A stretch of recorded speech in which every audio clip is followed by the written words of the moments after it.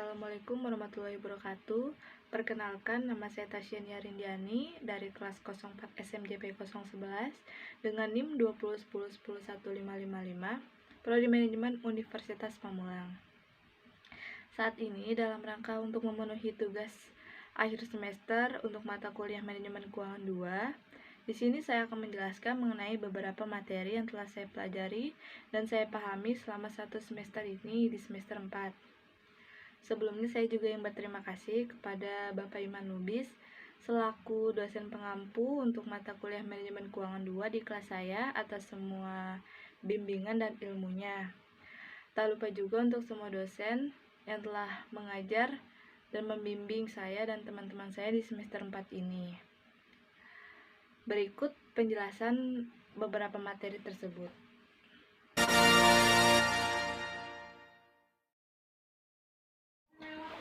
Materi yang pertama yang akan saya jelaskan itu materi pertemuan 10. Materi pertemuan 10 ini mengenai manajemen risiko investasi, risiko aliran kas, dan risiko proyek. Sebelumnya, apa sih risiko itu? Risiko adalah penyimpangan hasil diperoleh dari hasil yang diharapkan atau kemungkinan tidak tercapainya hasil yang diharapkan. Risiko dalam perusahaan itu dibagi menjadi beberapa. Ada risiko individual, risiko perusahaan, dan risiko pasar atau beta. Risiko individual ini merupakan risiko yang berasal dari proyek investasi secara individu tanpa dipengaruhi oleh proyek yang lain. Yang kedua ada risiko perusahaan. Risiko yang diukur tanpa mempertimbangkan penganekaragaman atau diversifikasi atau portofolio yang dilakukan oleh investor. Risiko ini diukur dengan melihat dari naik turunnya hasil yang diperoleh dari investasi tertentu yang dilakukan oleh perusahaan. Investor menanamkan modal pada investasi tersebut dan mungkin juga menanamkan modal pada investasi yang lain dan tidak diperhitungkan pada risiko ini. Yang ketiga ada risiko pasar atau beta. Risiko investasi ditinjau dari investor yang menanamkan modalnya pada investasi yang juga dilakukan oleh perusahaan-perusahaan yang lain. Investor melakukan investasi yang beraneka ragam. Risiko ini tidak bisa dihilangkan dengan diversifikasi karena risiko ini tergantung pada pasar yang ada. Risiko pasar akan berpengaruh langsung terhadap harga pasar saham perusahaan. Besarnya risiko ini akan mempengaruhi tingkat pengembalian investasi saham, sedangkan besarnya tingkat pengembalian saham akan mempengaruhi harga saham. Semakin besar tingkat pengembalian saham, semakin tinggi harga sahamnya. Kemudian di sini ada perhitungan risiko. Untuk menganalisis layak atau tidaknya investasi dilaksanakan, perlu menghitung terlebih dahulu risiko-risiko masing-masing investasi tersebut sebelum pengambilan keputusan. Di sini ada beberapa pendekatan yang dilakukan yang dapat digunakan untuk memasukkan unsur risiko dalam pengambilan keputusan investasi tersebut. Yang pertama itu ada perhitungan risiko aliran kas. Yang kedua kemudian di sini ada perhitungan risiko. Untuk menganalisis layak atau tidaknya investasi dilaksanakan, perlu menghitung terlebih dahulu risiko masing-masing investasi tersebut sebelum pengambilan keputusan. Berikut ada dua pendekatan yang dapat dilakukan untuk memasukkan unsur risiko dalam pengambilan keputusan investasi tersebut. Yang pertama itu ada perhitungan risiko aliran kas. Yang kedua, menghitung penyimpangan deviasi standar aliran kas. Kemudian dalam perhitungan risiko proyek, di sini ada dua macam leverage, analisa leverage. Analisa leverage ini merupakan penggunaan aset atau dana oleh perusahaan, di mana dalam penggunaan aset atau dana tersebut, perusahaan harus mengeluarkan biaya tetap atau beban tetap. Dua macam leverage tersebut yaitu leverage operasi atau operating leverage dan kemudian leverage keuangan. Leverage operasi timbul pada saat perusahaan menggunakan aktiva yang memiliki biaya-biaya operasi tetap. sampai penjurusan aktiva tetap. Pengaruh yang timbul dengan adanya biaya operasi tetap yaitu adanya perubahan dalam volume penjualan yang menghasilkan perubahan keuntungan atau kerugian operasi yang lebih besar dari proporsi yang telah ditentukan. Yang kemudian ada leverage keuangan atau yang disebut financial leverage. Leverage keuangan merupakan penggunaan dana dengan beban tetap dengan harapan atas penggunaan dana tersebut akan memperbesar pendapatan per lembar saham, earning per share, atau yang disebut earning per share, EPS. Leverage akan timbul setelah perusahaan menggunakan dana dengan beban tetap. Nilai leverage keuangan positif atau negatif itu dinilai berdasarkan pengaruh leverage yang dimiliki terhadap pendapatan per lembar saham. Dari pengaruh tersebut perlu dicari berapa jumlah biaya pendanaan yang harus dikeluarkan agar pendanaan tersebut memperoleh laba operasi yang dapat menghasilkan EPS yang sama yaitu dalam tercapainya titik indifferent point. Adapun pendanaan berasal dari saham biasa, hutang obligasi, dan dari saham preferen. Titik indifferent merupakan analisa untuk menentukan titik yang menunjukkan tingkat laba operasi yang menghasilkan laba per lembar saham yang sama untuk dua pilihan struktur modal. Berikut di sini yang ada 3. Yang pertama tadi kan leverage operasi, yang kedua leverage keuangan, yang ketiga ada leverage total. Leverage total merupakan kombinasi antara leverage operasi dengan leverage keuangan. Dua langkah yang mempengaruhi perubahan penjualan terhadap EPS, kemudian pengaruh penjualan terhadap EBIT dan dengan analisis DOL, pengaruh EBIT terhadap EPS dengan analisis DFL. Total perubahan EPS akibat perubahan penjualan disebut tingkat leverage total atau degree of total leverage. Kemudian di sini ada latihan soal atau tugas. Latihan soal tersebut proyek pada pertemuan 10 latihan soalnya, proyek investasi R dan T, masing-masing proyek memiliki umur ekonomis 2 tahun. Dana yang dibutuhkan untuk proyek investasi tersebut sama besarnya masing-masing 20.000. Return yang diharapkan dari masing-masing proyek 25%. Distribusi probabilitas dan aliran kas kedua proyek investasi selama umur ekonominya sebagai berikut. Pada tabel usulan investasi R, tahun pertama aliran kasnya 14.000, kemudian probabilitasnya 0,20. Kemudian yang kedua 14.500, probabilitasnya 0,30. Yang ketiga aliran kas 16.000, kemudian probabilitasnya 0,40. Kemudian yang kelima 17.000, kemudian yang keempat 17.000 dengan probabilitas 0,10.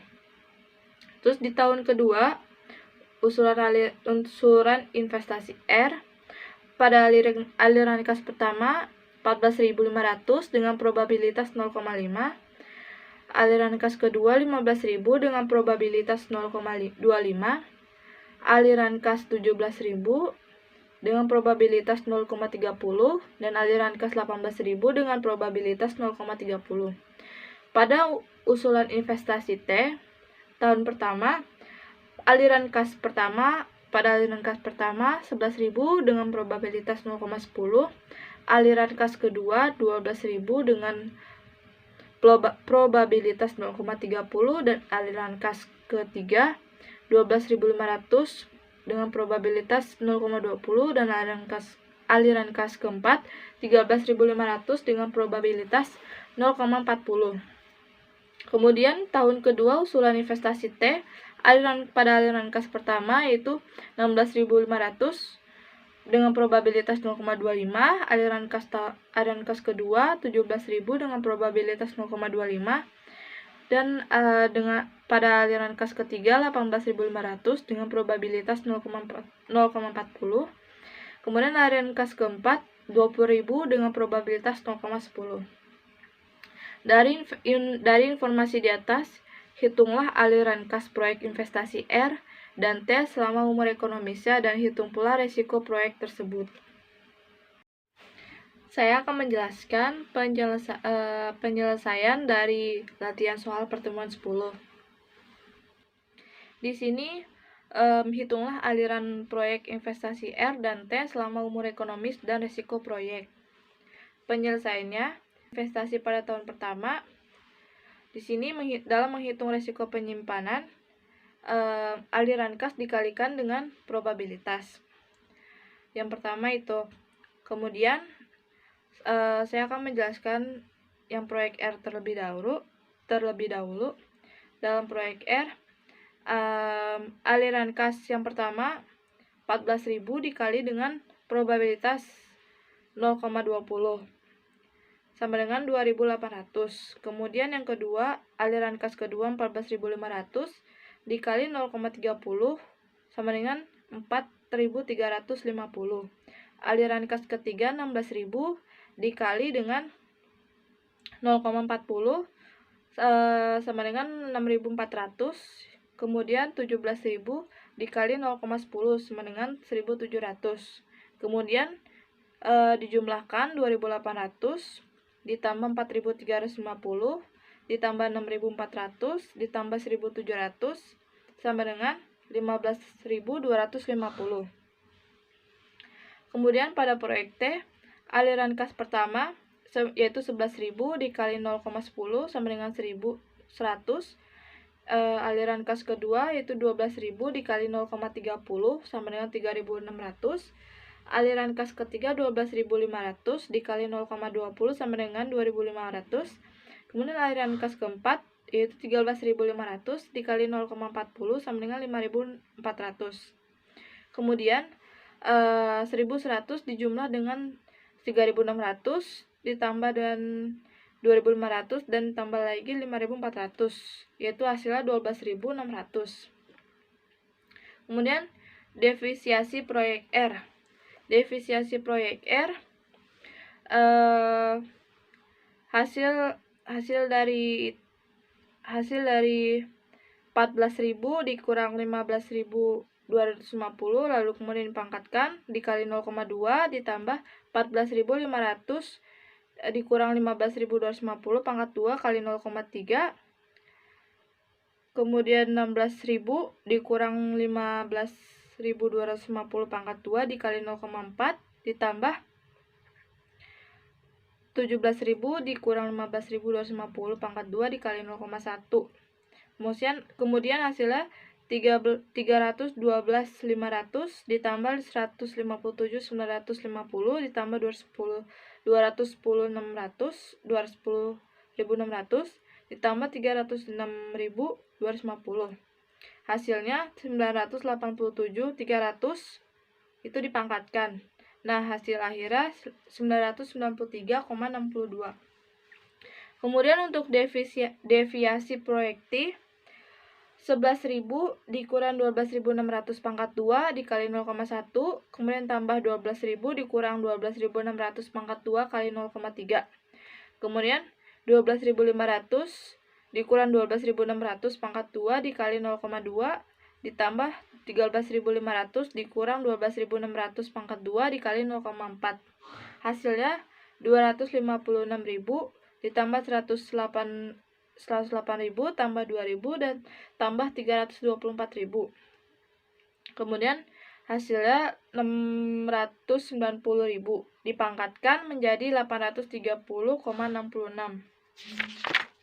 Kemudian pada proyek investasi tahun kedua, menghitung risiko proyek R, aliran kas pertama 14.500 dikali 0,15 sama dengan 2.175. Kemudian aliran kas kedua 15.000 dikali 0,25 sama dengan 3.750. Aliran kas ketiga 17.000 dikali 0,30 sama dengan hasilnya 5.100. Kemudian aliran kas keempat 18.000 dikali 0,30 hasilnya 5.400. Kemudian 2.175 ditambah 3.750 ditambah 5.100 ditambah 5.400 hasilnya 16.425. Kemudian pada proyek T, aliran kas pertama 16.500 dikali 0,25 hasilnya 4.125. Aliran kas kedua 17.000 dikali 0,25 hasilnya 4.250. Aliran kas ketiga 18.500 dikali 0,40 sama dengan 7.400. Aliran kas keempat 20.000 dikali 0,10 sama dengan 2.000. Kemudian semua hasil tersebut dijumlahkan, yaitu 4.125 ditambah 4.260 ditambah 7.400 ditambah 2.000 hasilnya sama dengan 17.775. Untuk deviasi proyek R 14.500 dikurang 16.425 pangkat 2 dikali 0,15 ditambah 15.000 dikurang 16.425 pangkat 2 kali 0,25. Kemudian 17.000 dikurang 16.425 pangkat 2 kali 0,3 tambah 18.000 kurang 16.425 pangkat 2 kali 0,3. Hasilnya 555.000 555.043 ditambah 656 ditambah 99.187 ditambah 248.662. Hasilnya 1.409.948.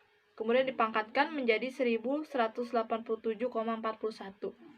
Kemudian deviasi proyek T 16.500 dikurang 17.775 pangkat 2 kali 0,25 ditambah 17.000 dikurang 17.705 pangkat 2 kali 0,25. Kemudian 18.000 dikurang 17.775 pangkat 2 kali 0,4 ditambah 20.000 dikurang 17.075 pangkat 2 kali 0,4.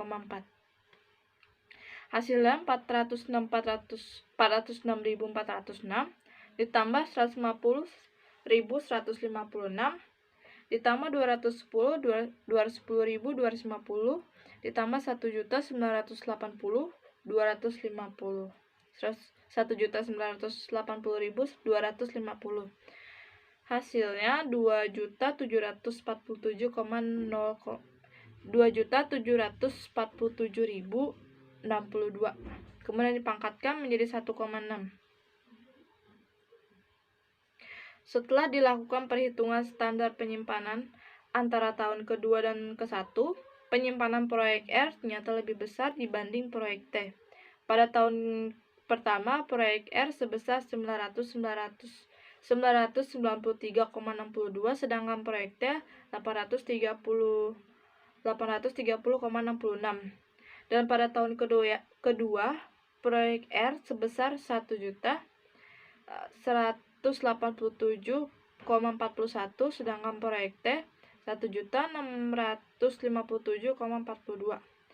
Maaf, pada hasil deviasi proyek T itu sebesar 1.657,42.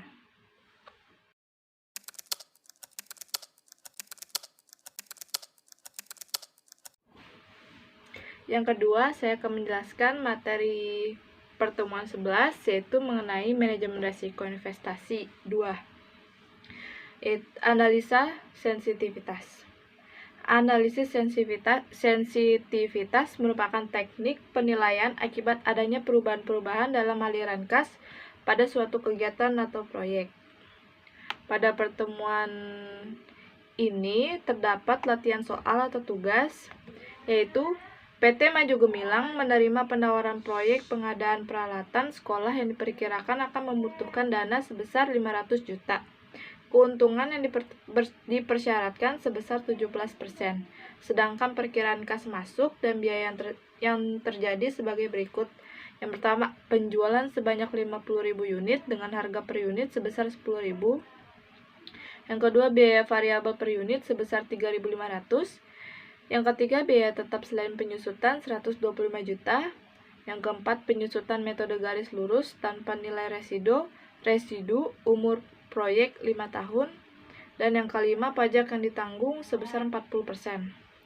Berdasarkan data tersebut di atas, hitunglah analisis sensitivitas dengan catatan. Yang pertama, penjualan naik 10% dan biaya variabel naik 20%. Yang kedua, penjualan naik 20%, biaya tetap naik 15%, dan biaya variabel naik 10%. Di sini saya akan menjelaskan penyelesaian dari latihan soal pertemuan 11. PT Maju Gemilang, proyek pengadaan peralatan sekolah dananya sebesar 500 juta, keuntungan yang dipersyaratkan 17%. Di sini ada tabel perkiraan kas masuk dan biaya yang terjadi sebagai berikut. Keterangannya, dalam keterangan investasi awal sebanyak 500 juta, proyeksi penjualan 50.000 unit, per unitnya 10.000 sebanyak 500 juta, biaya variabel 3.500 dikali 50.000 sebanyak 175 juta, biaya tetap selain penyusutan 125 juta, depresiasi 50 juta, laba operasi 150 juta, bunga utang tidak ada, laba sebelum pajak 150 juta, pajak sebanyak 40% 60 juta, laba setelah pajak 90 juta, aliran kas masuk buka kurung EAT plus penyusutan sebanyak 140 juta. Dari aliran kas masuk yang diharapkan dapat dihitung besaran NPV yang diharapkan dari proyek dengan menggunakan diskonto 17% sebagai berikut. Yaitu NPV minus 500 juta ditambah 140 juta per 1 minus 1 per 1 plus N pangkat N per 1, yaitu minus 500 juta ditambah 140 juta buka kurung 3.200. Kemudian sama dengan minus 500 juta ditambah 448 juta, yaitu hasilnya minus 52 juta 140.000.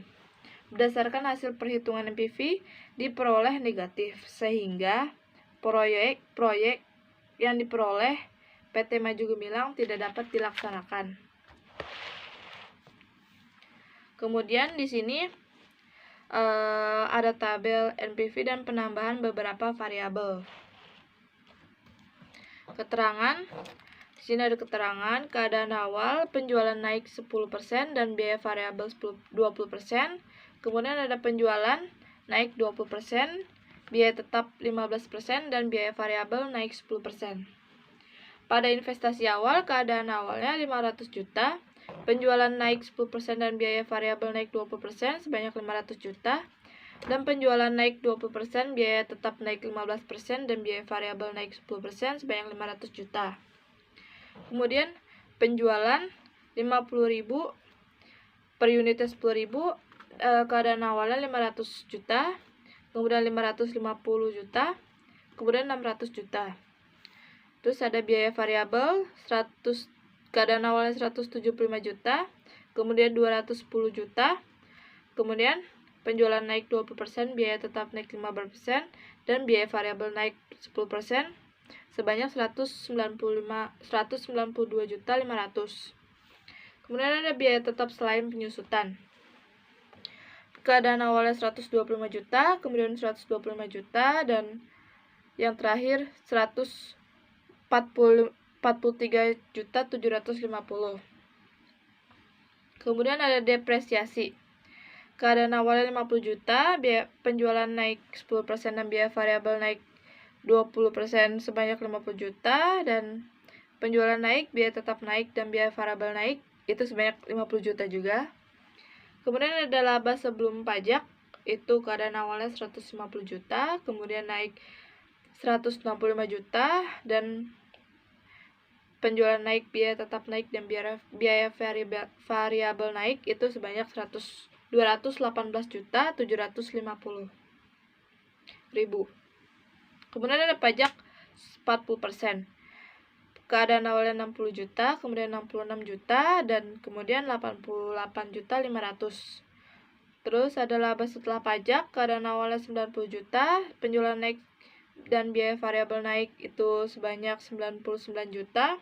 Kemudian penjualan naik, biaya tetap naik, dan biaya variabel naik itu 128.250.000. Kemudian nilai kas masuk, keadaan awalnya 140 juta, penjualan naik dan biaya variabel naik 149 juta, penjualan naik, biaya tetap naik, biaya variabel naik 178.250.000. Kemudian PV masuk, keadaan awalnya 448 juta, kemudian 476.800.000, dan kemudian 570.400.000. NPV 1 sama dengan 17%. Keadaan awalnya minus 52 juta 140.000, kemudian minus 73 juta 200.000, kemudian 70 juta 400.000. Dari hasil analisis di atas tersebut, dengan adanya perubahan beberapa variabel mengakibatkan perubahan antara kas, sehingga NPV-nya mengalami perubahan juga. Perubahan yang menyebabkan naik aliran kas yaitu adanya kenaikan penjualan, sedangkan yang menyebabkan menurunnya aliran kas yaitu adanya penurunan bosnya. Terima kasih.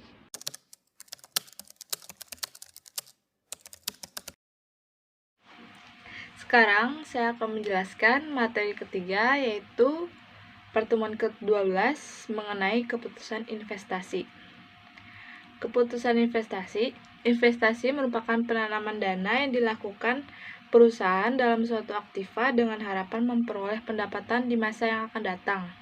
Dari segi waktu investasi dibedakan ada jangka pendek, jangka menengah, dan jangka panjang.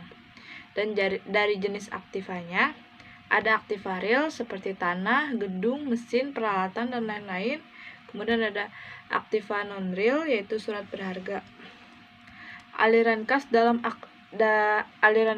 investasi. Untuk dipertimbangkan dalam pengambilan keputusan perusahaan dari mana kas masuk dan akan digunakan untuk apa. Aliran kas yang terjadi dalam investasi ada yang pertama itu namanya initial cash flow, yang merupakan aliran kas yang berhubungan dengan pengeluaran kas pertama kali untuk investasi. Yang kedua ada operational cash flow, merupakan aliran kas yang terjadi selama umur investasi. Operational cash flow diperoleh dari laba setelah pajak plus depresiasi. Yang ketiga ada terminal cash flow, merupakan aliran kas masuk yang diterima perusahaan sebagai akibat habisnya umur ekonomis suatu proyek investasi. Terminal cash flow ini diperoleh dari nilai sisa aktiva dan modal kerja yang digunakan untuk investasi.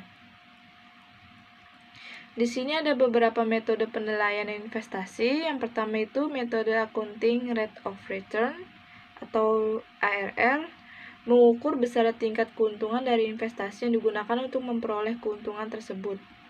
Yang kedua ada metode payback period atau PBP, yang merupakan suatu metode yang diperlukan untuk menutup kembali pengeluaran investasi dengan menggunakan aliran kas masuk bersih yang diperoleh dari berapa lama investasi akan kembali.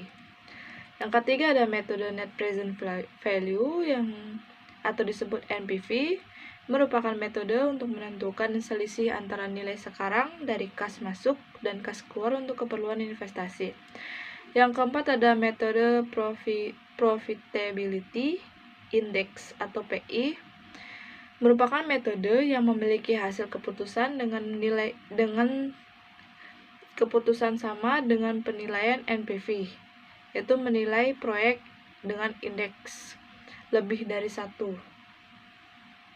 Kemudian yang kelima ada metode internal rate of return atau IRR, yang merupakan metode penilaian investasi untuk mencari tingkat bunga yang menyamakan nilai sekarang dari aliran kas bersih dan investasi. Kemudian di sini ada perbandingan metode penilaian. Hubungan antara NPV dengan IRR akan selaras jika digunakan untuk menilai investasi tunggal. Jika proyek layak dikerjakan dengan metode IRR, maka akan layak dikerjakan dengan metode NPV. Akan tetapi, jika digunakan untuk menilai dua proyek atau lebih, dapat menghasilkan kesimpulan yang berbeda. Kemudian, analisa investasi pergantian atau penggantian. Aliran kas investasi penggantian sedikit berbeda dengan investasi baru. Aliran kas keluar atau initial cash outlays pada investasi penggantian berasal dari harga perolehan aktiva baru dikurangi dengan nilai jual bersih aktiva yang diganti. Sedangkan aliran kas masuk investasi penggantian terutama berupa penghematan bersih dari biaya yang diakibatkan oleh penggantian tersebut dan juga dari tambahan peningkatan penjualan. Di sini ada latihan soal pada pertemuan ini, yaitu PT Cemerlang, sebuah perusahaan yang bergerak di bidang industri pakan ternak, sedang merencanakan produksi dengan investasi pada mesin seharga 750 juta dengan nilai residu sebesar 100 juta dari dana tersebut sebesar 50 juta. Merupakan modal kerja dan sisanya modal tetap dengan unsur ekonomis 6 tahun. Umur ekonomis 6 tahun. Dan keuntungan yang dipersyaratkan 18%. Proyeksi penjualan selama 5 tahun adalah pada tahun pertama penjualannya 445 juta. Pada tahun kedua penjualannya 450 juta. Pada tahun ketiga sebanyak 375 juta. Pada tahun keempat 435 juta. Pada tahun kelima 440 juta. Pada tahun keenam 425 juta. Biaya-biaya yang harus dikeluarkan perusahaan adalah yang pertama biaya variabel sebesar 40% dari penjualan. Yang kedua biaya tetap selain penyusutan sebesar 35 juta. Biaya penyusutan sesuai dengan umur ekonomis mesin. Pajak yang ditanggung sebesar 40%. Berdasarkan data tersebut, saudara sebagai seorang manajer keuangan diminta untuk menghitung. Yang pertama, proyeksi laba atau rugi selama periode proyek. Kedua, accounting rate of return. Yang ketiga, payback period. Yang keempat, PI atau yang disebut dengan profitability index. Yang kelima ada NPV, net present value, dan yang terakhir yang keenam IRR dengan keuntungan yang dipersyaratkan sebesar 30%. Saya akan menjelaskan sekarang penjelasan atau penyelesaian dari latihan soal pertemuan 12 tadi. Di sini PT Cemerlang, sebuah perusahaan yang bergerak di bidang industri pakan sedang merencanakan produksi dengan investasi pada mesin seharga 750 juta. Penyelesaiannya, nilai residunya 100 juta, 50 juta modal kerja dan sisanya modal tetap umur ekonomis 6 tahun dan keuntungannya dipersyaratkan 18%. Penyelesaiannya di sini kita menghitung penyusutannya yaitu 700 juta dikurang 100 juta dibagi 6 sama dengan 100 juta per tahun. Biaya penyusutannya jadi 100 juta per tahun. Di sini ada perhitungan aliran kas neto. Yang pertama, keterangan penjualan pada tahun pertama sebanyak 445 juta, tahun kedua 450 juta, tahun ketiga 375 juta, tahun keempat 435 juta, tahun kelima 440 juta, tahun keenam 425 juta.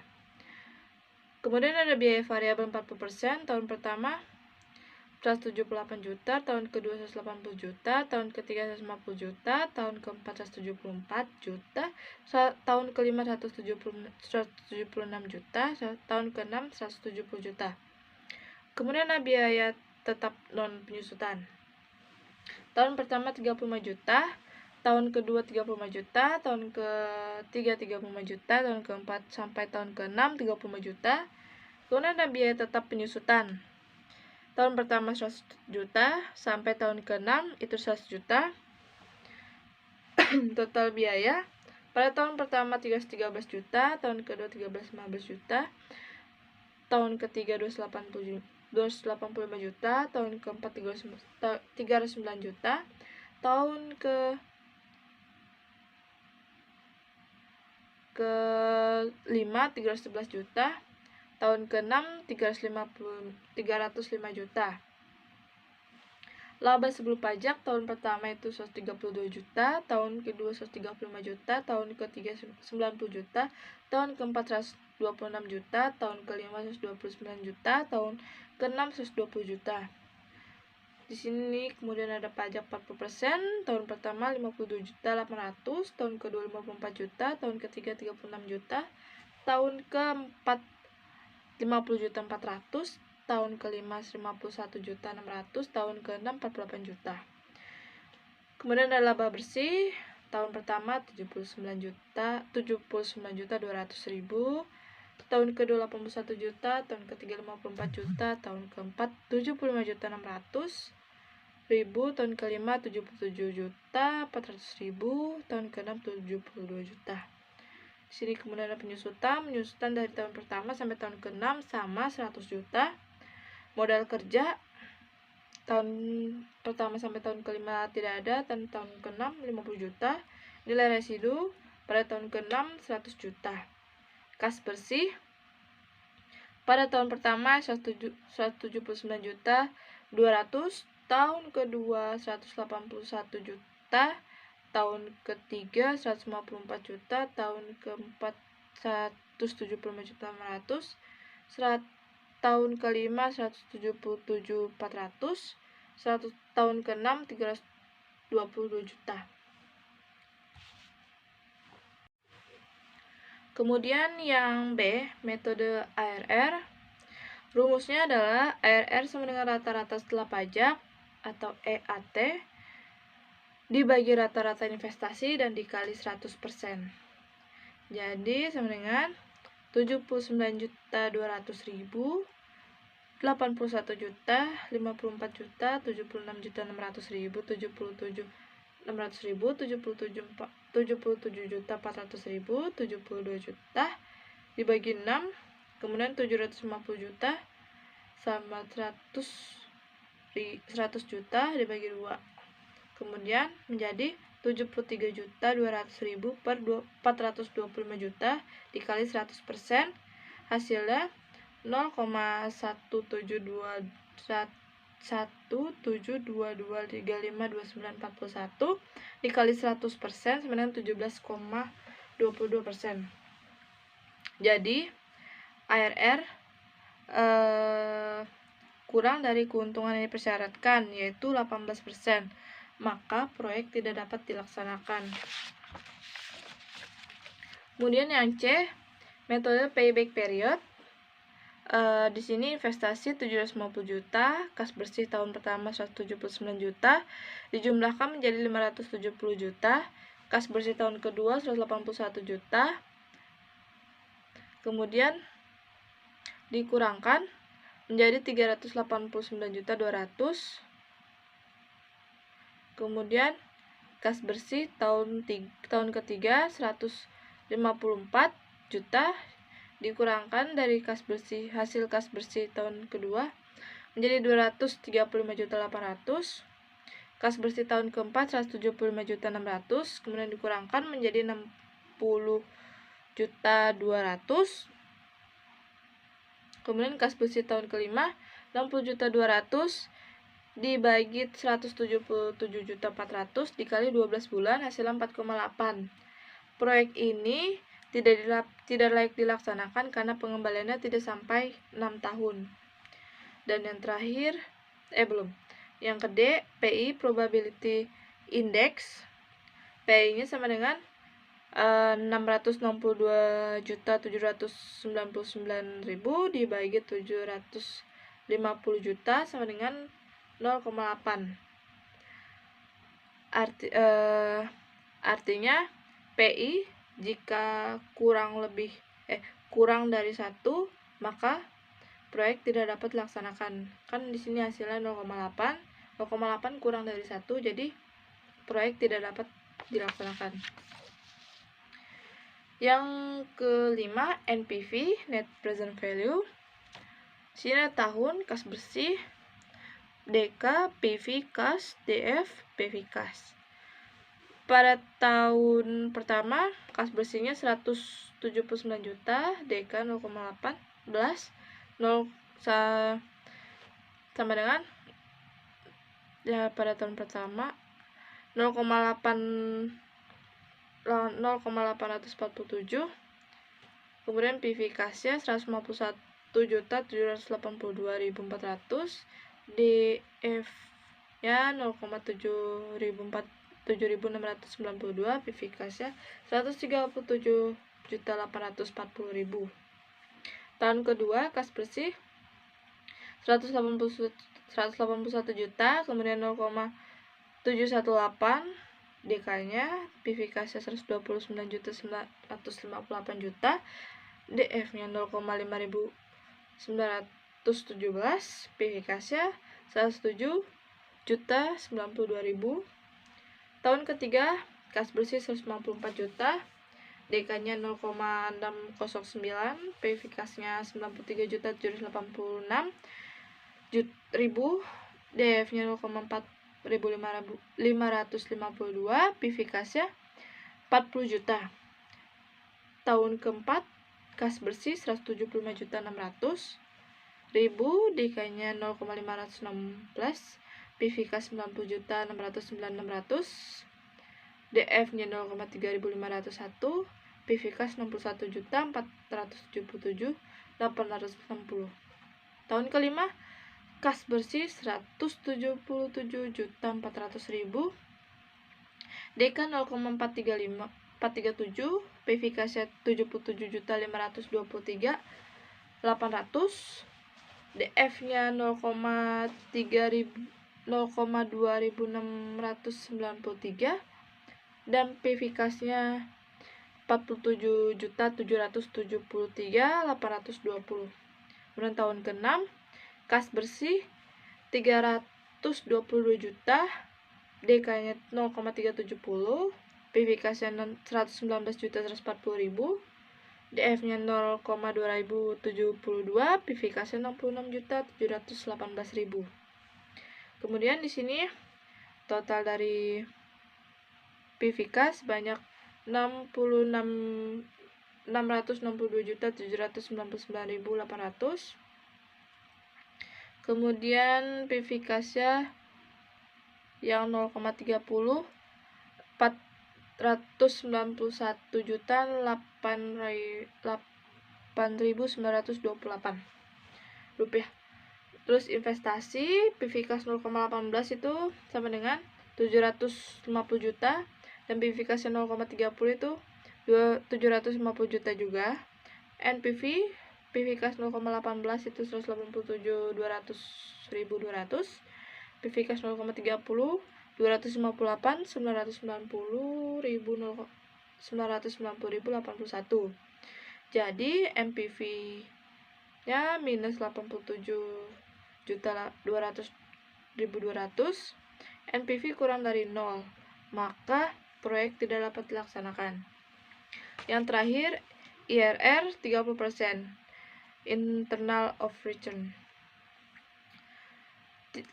IRR 18% sama dengan minus 87.200.200 dibagi 662.799.800 dikurang 491.8.520 dikali 30% min 18%.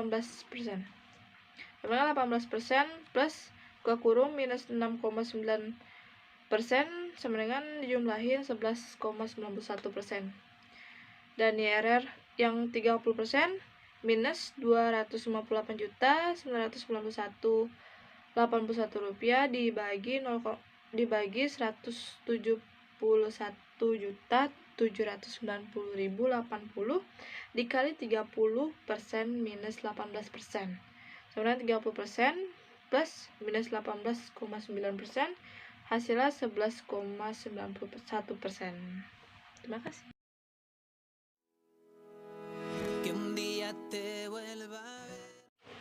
Sekarang saya akan membahas materi terakhir, yaitu pada pertemuan ke-17 mengenai pasar modal. Pasar modal atau capital market merupakan suatu pasar di mana dana-dana jangka panjang baik hutang maupun modal sendiri itu diperdagangkan. Dana yang diperdagangkan biasanya diwujudkan dalam surat berharga seperti obligasi, saham biasa, dan saham preferen.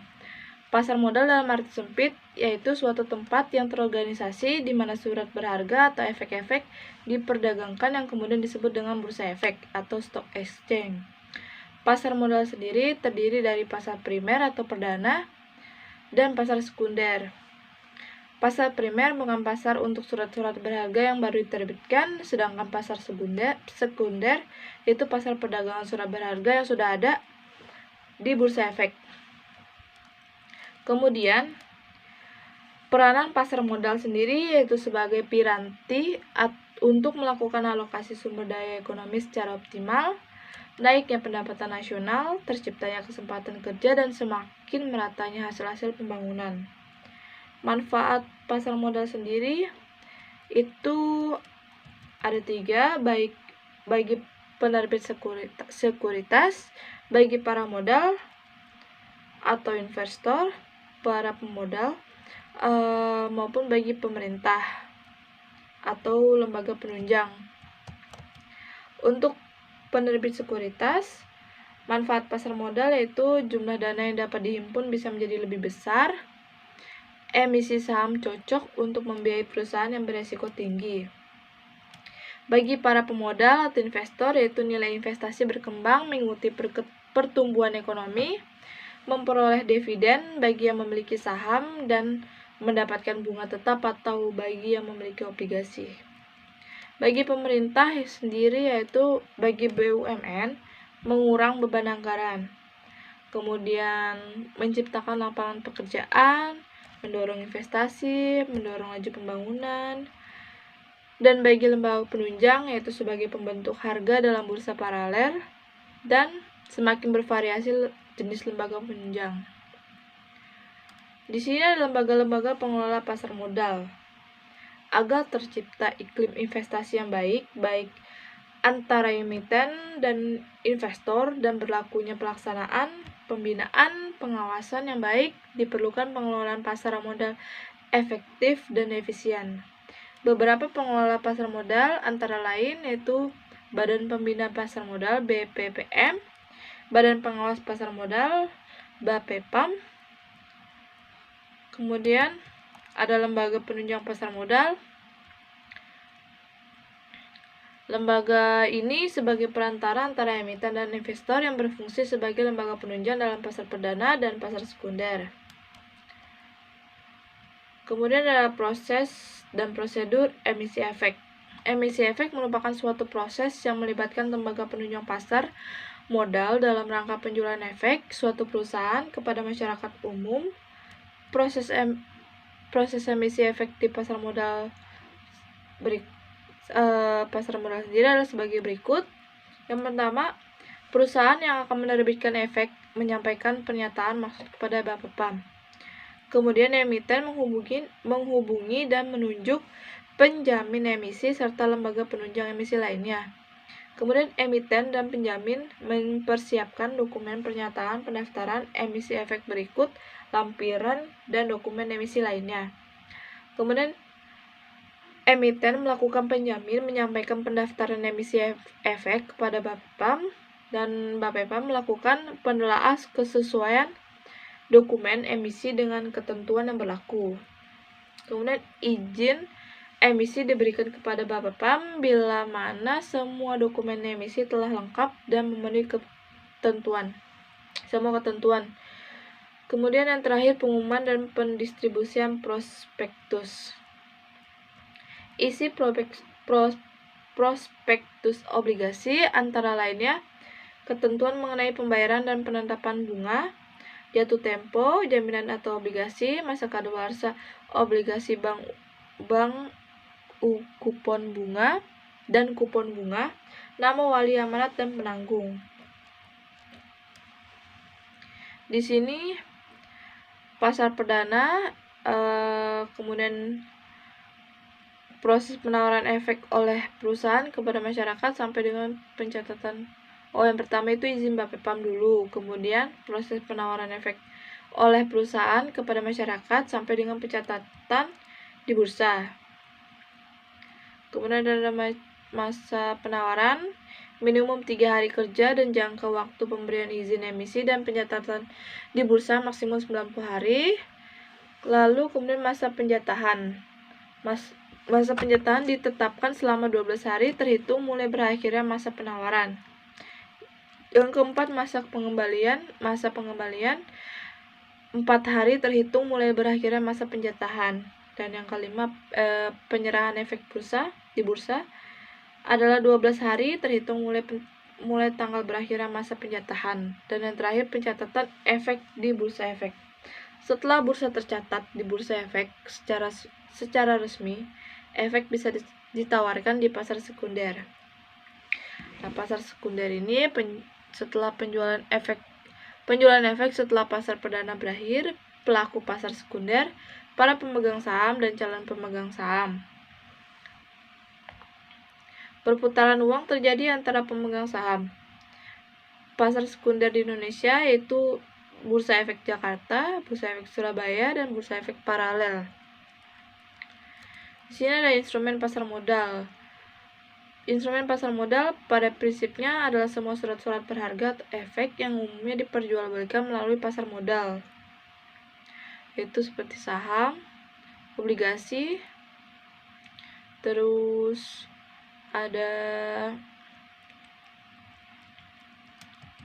jenis-jenis obligasi yaitu guaranteed bond, mortgage bond, obligasi tanpa jaminan, dan jenis obligasi berdasarkan cara penetapan dan pembayaran bunga yaitu ada obligasi dengan bunga tetap, obligasi dengan bunga tidak tetap, obligasi tanpa bunga, dan obligasi perpetual. Kemudian yang terakhir di sini adalah latihan soal. Jelaskan apa yang saudara ketahui mengenai pasar modal. Pasar modal sendiri adalah seperti yang tadi saya jelaskan di awal. Pasar modal adalah kegiatan yang bersangkutan dengan penawaran umum dan perdagangan efek. Perusahaan yang berkaitan dengan efek dan lembaga maupun profesi yang berkaitan dengan efek. Kemudian nomor 2, jelaskan manfaat pasar modal, khususnya bagi emiten atau perusahaan yang membutuhkan dana. Manfaat pasar modal sendiri bagi emiten ialah tidak ada perjanjian sehingga bisa memanajemen dana sehingga manajemen bisa bebas dalam mengelola dana yang diperoleh perusahaan. Selain itu, jumlah dana yang dapat dihimpun berjumlah besar sekaligus dapat diterima oleh emiten di pasar perdana. Kemudian yang ketiga, yang terakhir, jelaskan apa yang dimaksud dengan pasar perdana dan pasar sekunder. Pasar perdana merupakan tempat penawaran efek pertama kali di pasar modal dan dari emiten kepada investor sebelum diperdagangkan di pasar sekunder. Kemudian yang terakhir, pasar sekunder merupakan pasar di mana efek-efek yang telah dicatatkan di bursa efek diperjualbelikan. Terima kasih. Sekian dari saya. Mohon maaf bila ada kesalahan kata ataupun kesalahan dalam jawaban saya. Saya ucapkan terima kasih. Wassalamualaikum warahmatullahi wabarakatuh.